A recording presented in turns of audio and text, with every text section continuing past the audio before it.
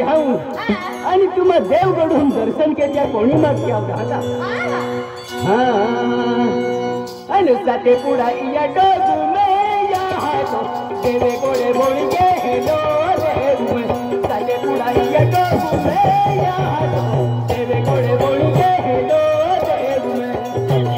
या डोगू में या हातो देवे गोडे बोली के हेलो देव में साथे पुढा या डोगू में या हातो देवे गोडे बोली के हेलो देव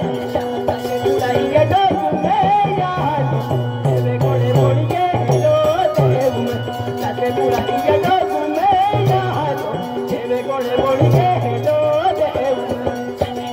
या डोगू में या हातो देवे गोडे बोली के हेलो देव में साथे पुढा या डोगू में या हातो देवे गोडे बोली के हेलो देव गोडे बोली के हेलो या हातो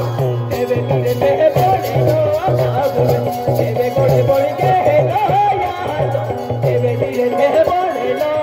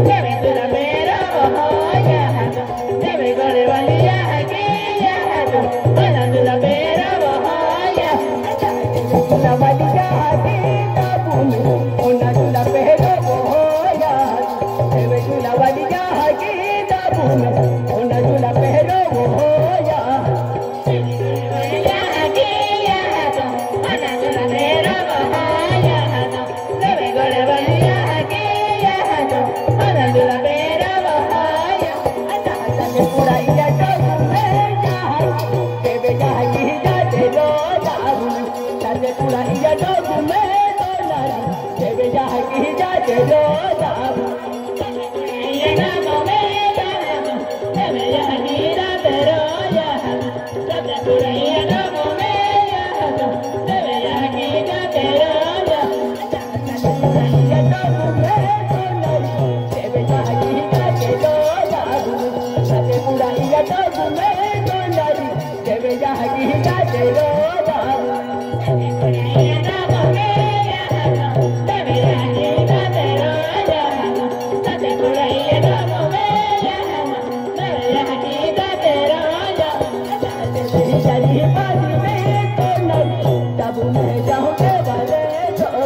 देवे ही जारी बांध ले तो नारी जब मैं जाऊँ देवाले डोर